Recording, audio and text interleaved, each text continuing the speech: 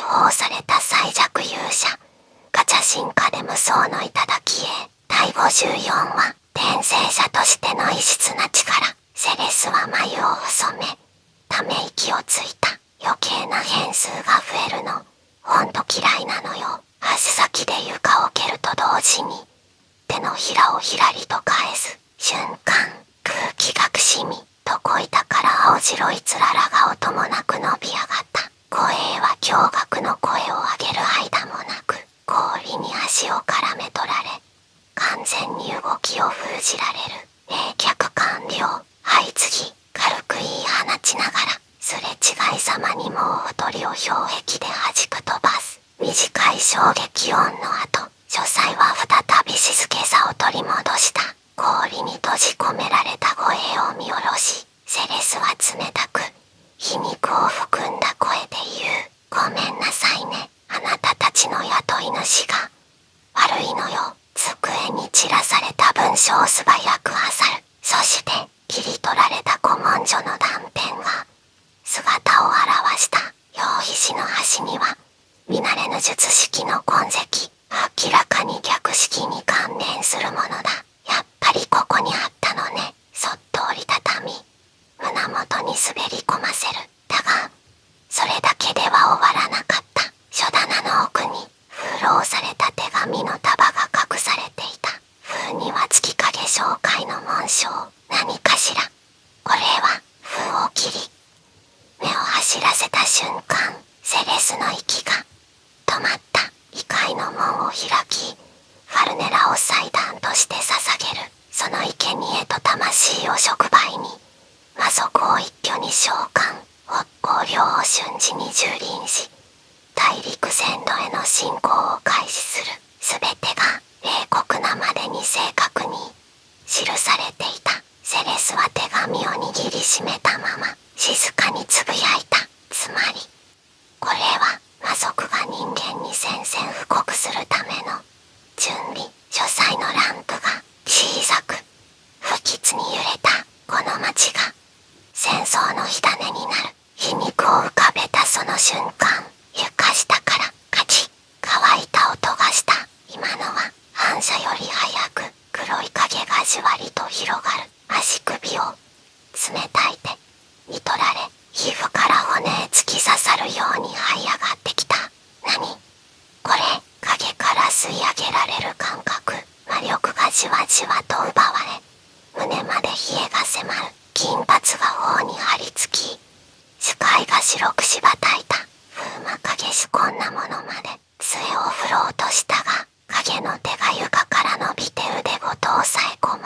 純白のマントが裂け、スリットから覗く白い太ももがあらわになる。レープと汗が肌を伝い、セレスの呼吸が荒くなる。冗談じゃない。普段の皮肉は影を潜め、声が震える。壁際の闇がうごめき、赤い装具を持つ犬ような魔族が姿を現した。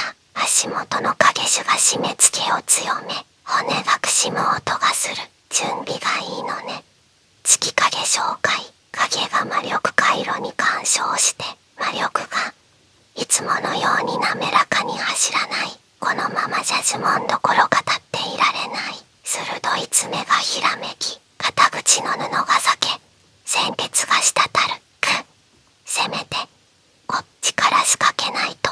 奪われていく魔力を感じながら脳裏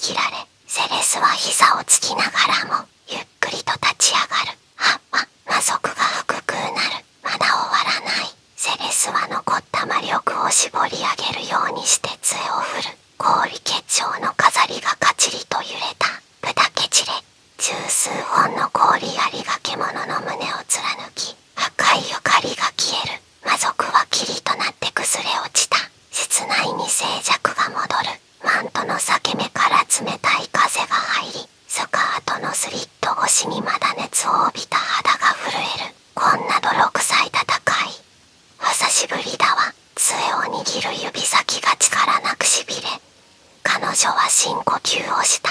その時、背後から物音。振り返ると白髪混じりの男。学者エルダーンは怯えながら立っていた。お願いだ、これは違うんだ。私はただ夕日が欲しかっただけで。セレスは肩をすくめた。方程式はたった一つの数字を間違えただけで全てが狂うの。あなたはまさにその致命的な誤りを選んだわ。男が口を開くかける。その瞬間、セレスの指先がわずかに動いた。冷気が走り、男の足元に氷の鎖が伸びる。お返しよ。動かないで。でないと氷漬けの標本にされちゃうわよ。淡々と告げ、手紙と文章を懐に戻した。エルダーンは震えながら、ただ床に膝をついた。屋敷を出たセレスは夜風に触れるとようやく肺の奥まで息を吸い込んだ。短編は手に入った。でもこのままじゃ完全な術式には程遠い。危なっかしい試作品を握ってるのと変わらないわね。その時、遠く港の方から焦るような轟音がかすかに響いた。きっとユーマとリーナが視線をくぐっている。セレスは夜空を見上げ、私も計算を急がなきゃ。時間はもう残り少ないんだから。氷の冷気をまとった彼女の瞳は夜の闇にきらめいていた。夜更けの宿の一室、卓上のランプがかすかに揺れ、机に広げられた用紙紙を青白く照らしていた。入手した断片の記号は一般的な封印符とは全く異なる構造をしている。数式明卓化学問は彼女の指先の動きに合わせて浮かび上がっては消えた。やっぱりね、予想した通りこれは逆式の応用型だわ。セレスは静かに息をついた。読めたのか。ユーマが問う。正確には読めたというより見えてきたってとこかしら。構造だけでも常軌を逸してる。普通の封印符と比べて桁が違うの。魔力の要求量だけでも10倍以上。下手をすれば100倍になる。イーナが眉を細め、前のめりになる。100倍っていくらなんでも無茶な。セレスはわずかに笑った。私が冗談を言うタイプに見える。もしこれを人間が無理やりやったら血を抜かれたろうそくみたいに倒れるでしょうね。普通の人間なら5分ともたないわ。やるなら命を張る覚悟が必要。命をリーナの声が途切れる。ユーマは黙って聞いていた。ランプの火がその横顔を大々に照らし、わずかな汗の粒を膨らせる。リーナは唇を噛み、天井を見上げる。でもどっちにしても私たちじゃ魔力が足りない。数字の上ではね。3人分全部合わせても術の核に必要な魔力量にはどうしても届かないの。セレスは苦笑しながらも少し皮肉っぽく言う。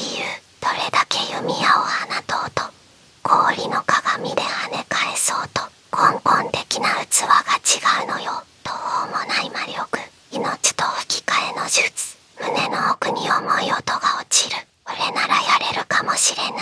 転生者としてこの身に宿った異質な力。異世界に呼ばれ魔王を討つために授けられた外から持ち込まれた何か。もしこれを俺が使うならその考えを形にするのはまだ早い。言葉にした瞬間仲間を不安にさせてしまう。ユーマ、リーナの声に趣向が切られた。ああ、なんでもない。軽く笑ってみせる。だがその笑みに力はなかった。セレスがその様子を横目で見つつ淡々と指先を動かし文様の一部をなぞった。ただし必ず命を削られるって決まったわけじゃないわ。完全な逆式はまだ不明。断片的な記述しかないから犠牲が不可不とは限らない。ランプの炎が3人の影をゆらゆらと揺らす。ユーマは黙ったまま趣向の底に沈んでいく。セレスが記号と数字を並べながら説明を続ける。敵は魔町の至る所に三日月の門を仕掛けている。あれはただの装飾じゃなかったの。一つ一つが大規模結界の句点。そして発動のタイミングは北方領へ船団が出る瞬間。つまり明後日の夜明け前、彼女は机の端の地図を取り上げた。赤いインクで描かれた三日月の印が中央広場から港湾倉庫地帯へとこう描くように連なっている。見て、これが月影商会が配置した結界門よ。セレスの声は低かったが揺るぎない確信があった。三日月の門を線で結ぶと町全体を包む月玉鬼神になる。商会はこの年を丸ごと器にして古都会へ通じる門を無理やり開こうとしてる。いい長身を乗り出